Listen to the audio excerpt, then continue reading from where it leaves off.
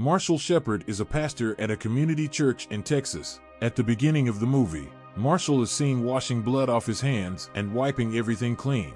He heads to a shop to get something, and when the attendant sees him, he asks if he is done cleaning the blood off his hands. Marshall says nothing and walks straight to his car. In the next scene, Marshall is sobbing about the death of his wife. At church, Marshall speaks about his wife's death and the punishment the murderer, Troy, deserves. He tells the church, killing someone doesn't mean you also have to pay for it with your life. He believes in forgiveness, and as a result of that, he spoke with the attorneys to give him a fair sentence. As he speaks, his son watches him in anger for what his dad did. Samuel wishes Troy dies just like his mom did. 5 years later, Troy is being released. Marshall is in his church when someone sends him a message that Troy is released. He goes to Samuel's for the first time in a long while to inform him about. Samuel is shocked to see his dad at his school. When he hears what Marshall has for him, he scoffs and leaves. Even when Marshall asks for his help in the church, Troy finds an apartment and settles in.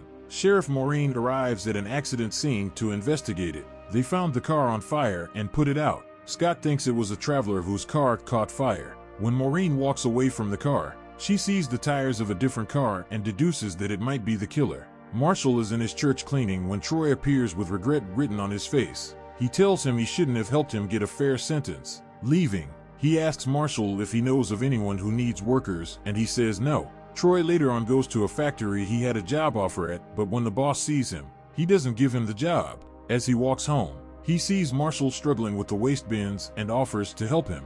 When he turns to leave, Marshall calls him back and offers him a cleaning job in the church. Troy starts working that day. He levels the grass, sweeps the church, and while he packs some stuff in a room, Samuel walks in thinking it's his dad. Marshall tries to explain to him that he gave him the job because his mom was sick, but he listened to none of that and warned Troy to stay away from him. Samuel goes to Caitlin's house to tell her everything and stays for the night. Marshall goes to his wife's grave to pour out his pain.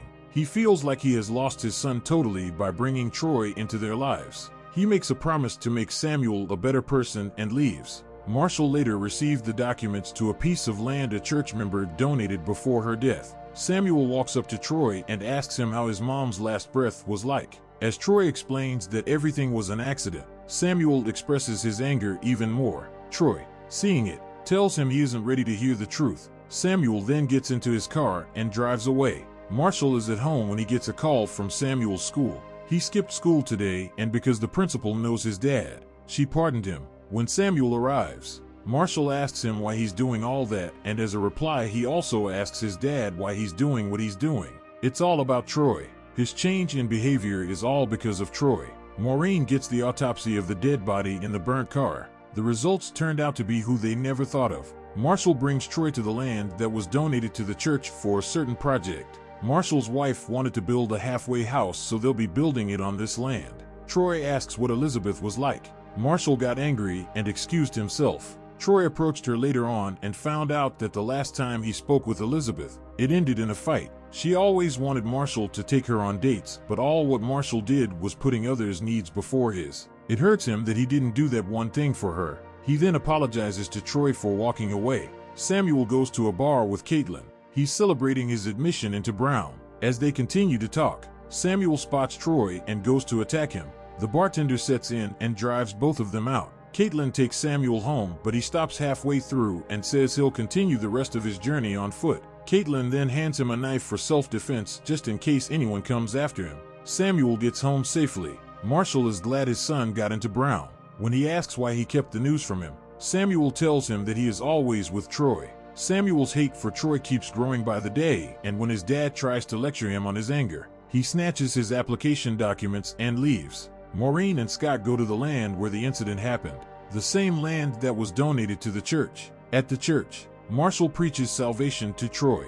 He tells him to confess his sins, asks for God's help, and changes from who he was before. As he speaks, Troy recollects the times he spent behind bars. He prays with him and baptizes him later on. Troy is a new man now. Marshall hands him a journal to write his prayers in so that he will know when God came in for him. Marshall then offers to drop him off. On their way, Marshall asks about Troy's mom's health, and he says she's getting well. Samuel follows them and parks his car outside Troy's apartment. Marshall asks Troy why he doesn't want to live with his mom, and he says their relationship gets better when they are apart. Marshall says Samuel is the same way. The reason why he wants to go to Brown. It's difficult showing someone who God is, but it's more difficult when it's your son. Marshall gets home and finds his son waiting for him. Marshall speaks to Samuel, and for the first time, he listens. Things get emotional and the father and son hug themselves. After a long day of work, Troy bids Marshall goodbye and leaves. On his way, he meets Samuel,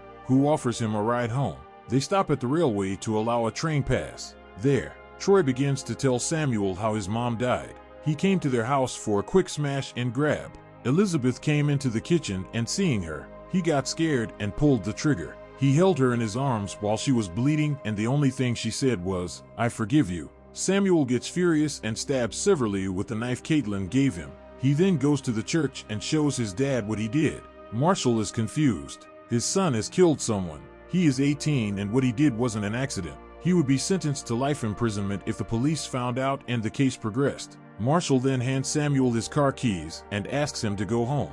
He goes to his office, thinking of what to do. He eventually grasps a solution. He drives to the land that was donated to the church and puts Troy's body in an old car parked over there. He pours fuel over him and sets him ablaze. We are taken back to the beginning of the movie when Marshall went to a shop to get something. After the attendant says something, he goes to his church and cleans the blood off the car. He then goes to a lake and throws the knife into it. Samuel watches his dad drive home the next morning with the car cleaned up. He asks him what he did to Troy, and he only replies that he should go to school. One day while Marshall is in his office, Maureen walks in to interrogate him. There, Marshall finds out Troy's mom died a long time ago. He lied to Marshall. Maureen asks him a few more questions and leaves. Marshall reveals nothing about it. In Samuel's class, Caitlin isn't present, and when she walks in, she pays no attention to Samuel. Some minutes later, Maureen walks in and takes Samuel out for interrogation. Samuel says nothing about it and even says he thanks whoever did it. When he leaves, Maureen calls her folks and orders them to follow Samuel wherever he goes. As the investigation goes on, Maureen's crew search the river seeking to find anything related to the incident. When Marshall sees the river, he remembers the knife he threw into it. In no time, they find the knife that was used to kill Troy. He goes home and looks at Samuel's application to Brown. Staring, he goes straight to the police station to turn himself in. "I'll be a bad dad because I'm not going to jail for something I didn't do." He loves Samuel and doesn't want to see him rot in jail with his dreams and aspirations. Maureen believes he didn't do it. Caitlin told her some days ago that she gave Samuel a knife for self-defense one night, and it was the same knife they found in the river. Maureen knows there's something wrong somewhere, but none of them is willing to speak, and she isn't finding any interesting thing too. Samuel is called in to speak to his dad about his decision. Samuel doesn't want him to do it, but Marshall has made up his mind already. They let Samuel out and he goes to the church, reading and meditating. Maureen appears there and engages in a conversation with him. She tells him about how her parents raised her as a Catholic and she lapsed at the end. She then switches the topic and asks Samuel if his dad is responsible for Troy's death, and he says his dad won't lie. Maureen still doesn't understand why he would forgive a man that killed his wife, offer him a job, make him repent and kill him afterwards. It just doesn't make sense to her, but since there's not much evidence to prove otherwise and both of them still stand their ground, she accepts it anyway and leaves. Scenes of the time he was killing Troy keeps coming back to him while he gets into his car to leave. He remembers the day he was baptized for the first time. His mom was around, and at that time, he was a happy boy. Now, the hatred he had for Troy has made him a murderer and put the only family he has left behind bars.